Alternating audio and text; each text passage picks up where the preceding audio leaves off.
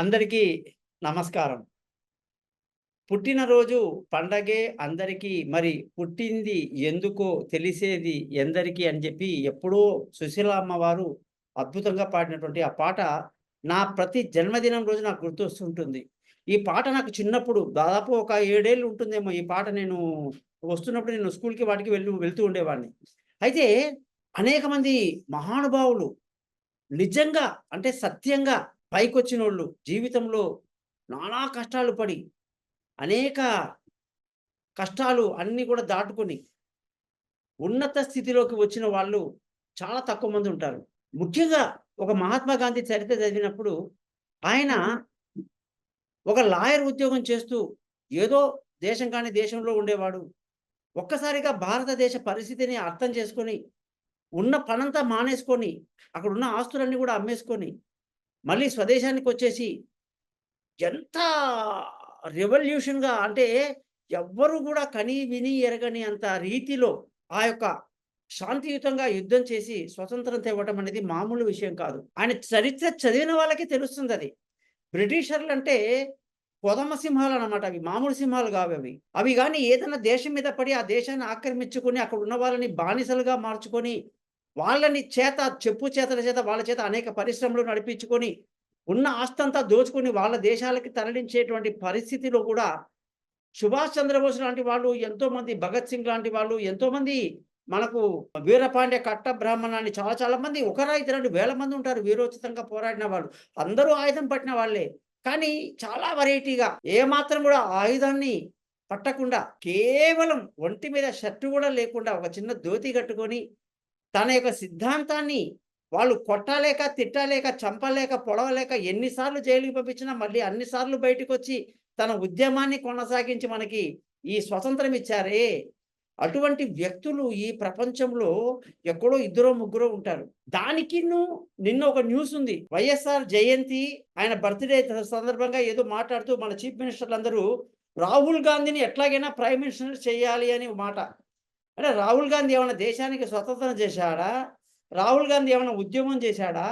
ఎవరికైనా ఏమన్నా కిరీటం పెట్టాడా? ఎవరు ఈ రాహుల్ గాంధీ? అంటే కాంగ్రెస్‌లో ఉంటే ఒక వ్యక్తి వాడు గొప్పోడయిపోతాడా? పర్సనాలిటీ అంటే ఎన్టీ రామారావు లాంటిది. నిన్నటికి మొన్నటికి రామోజీరావు లాంటి వాళ్ళు పర్సనాలిటీ మహానుభావులు, గొప్పవాళ్ళు. వాళ్ళ జన్మకు ఒక అర్థం ఉంటుంది. అంతెందుకు మన భారత ప్రధాని నరేంద్ర మోదీ యొక్క జన్మకి ఎంత గొప్ప హ్మ్, మనిషి అంటే ఆయన ఆధ్యాత్మికంగా ఎదుగుతూ తనకంటూ ఏమీ లేకుండా కేవలం భారతదేశ ప్రజల కోసమే పనిచేసేటువంటి వ్యక్తులు ఎంతమంది ఉంటారు. కాబట్టి ఇవాళ ఒక లాయల్‌గా, సిన్సియర్‌గా, హానెస్ట్‌గా ఒక వ్యక్తిని చూస్తున్నాం మనం. దానిని మనం పవన్ కళ్యాణ్ అని అంటున్నాం. పవన్ కళ్యాణ్ ఒక సినిమా యాక్టర్ అంతే. ఏదో సినిమాలు చేస్తాడు, డైలాగులు చెప్తాడు, ఏదో ఫైట్ చేస్తాడు అనుకుంటాం. కానీ వ్యక్తిత్వంగా చూసుకుంటే ఒక పిల్లవాడిచ్చిన రూ. 10 పెన్నుని జేబులో పెట్టుకొని, అదే రోజు వాళ్ళ వదిన గారు అంటే చిరంజీవి భార్య ఇచ్చినటువంటి రూ. 1,00,000 పెన్నును జేబులో పెట్టుకొని, తన మొదటి సంతకాన్ని రూ. 10 పెన్నుతో పెట్టడం అనేది మొత్తం మీడియాలో ఎంతో సంచలనం చూపించింది. ముందు ఆయన అన్నమాట ఏంటంటే అద్భుతంగా అన్నాడు.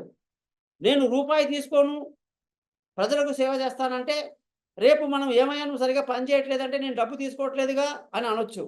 అందుకోసం ఏమన్నాడు ఆయన రివర్స్‌గా, "నేను ప్రతి పైసా తీసుకుంటా. నేను పడ్డ జీతం తీసుకుంటాను, పని చేస్తానన్నాడు." తర్వాత ఏమైంది? తీరా పని చేసేసరికి 4, 5 రోజుల జీతం ఆయనకొచ్చిందండి. రాగానే దాన్ని చూసి ఏమన్నాడు? "అయ్యా! మీ ఖజానాకో దండం. దేశం ఇంత దరిద్రంగా ఉండి, రాష్ట్రంలో ఇంత పరిస్థితి అధ్వానంగా ఉంటే నేనెట్లా జీతం తీసుకుంటానండి? నా డబ్బుతోనే నేను ఫర్నిచర్‌లు కొనుక్కుంటాను. నా డబ్బుతోనే నా ఆఫీస్ నేను మెయింటైన్ చేస్తాను" అని చెప్పేసి ఆ డబ్బుని రిటర్న్ చేశాడట. ఏవండీ ఈ విధంగా మనం గాని చూసుకుంటే, పుట్టినరోజు అనేది జరుపుకునేటప్పుడు ఒక వ్యక్తి గొప్పతనం ఉండాలి. అంతేగాని పనికిమాలినోళ్ళు ఇన్ని రాజకీయాల్లో వచ్చేసి పనికిరాని బర్త్‌డేలు చేసేసుకుంటూ ఊరికే రాజకీయం చేస్తే కుదరదు. నిజంగా జరిగే బర్త్‌డేలు కొన్నే ఉంటాయి. ఒక చిన్న ఎగ్జాంపుల్ చెప్తా. మీరు గమనిస్తే నేను పుట్టినటువంటి పరిస్థితి మా ఇంట్లో పదో కొడుకుగా పుట్టి, చాలా పేదరికంలో, కటిక పేదరికంలో అయ్యంగార్ ఫ్యామిలీలో పుట్టి నాకు ఏమీ లేదు. నాకు ఏమన్నా ఇవ్వండి అని చెప్పేసి బట్టలిప్పేసి బయట తిరిగి నానా పోరాటాలు చేసి రిజర్వేషన్‌లు తెచ్చుకొని ఆ పరిస్థితి కాదు. ఎందుకంటే అంత రోడ్డు మీదకొచ్చేటువంటి కులము గాదు. రోడ్డు మీదకొచ్చేటువంటి సంస్కారము కాదు. నాకివ్వండి అని చెప్పి ప్రభుత్వాన్ని మనం అడుక్కునే పరిస్థితి అసలే లేదు. మన స్వశక్తి మీద మనం బతకాలి. మన స్వశక్తి మీద మనం తినాలి. మన కష్టం మీద మనం 2 ముద్దలు కడుపులో వేసుకోవాలన్నటువంటి ఆలోచన ఉన్నత కుటుంబాల్లో చాలా ఉంటాయి. అందరూ వచ్చేయొచ్చు బట్టల మీద షర్ట్ ఇప్పేసి వచ్చేయొచ్చు. కానీ రాము మేము. అలా అత్యంత పేదరికంలో పుట్టి 16వ ఏట తల్లిని పోగొట్టుకొని, ఆ తల్లి పోయిన తర్వాత కుటుంబంలో అందరూ కూడా ఎవరి దారిలో వాళ్ళు వెళ్ళిపోతే, అనేక వృత్తిలో అనేక ఉద్యోగాలు చేసుకుంటూ 9వ క్లాసు, 10వ క్లాసు, ఇంటరు, డిగ్రీ, పీజీ అన్నీ కంప్లీట్ చేస్తూ, ఆ ప్రతి వేసవి సెలవుల్లో ఉద్యోగాలు చేస్తూ హైదరాబాదులో చెయ్యని ఉద్యోగం లేదు, తిరగని ప్లేసు లేదు.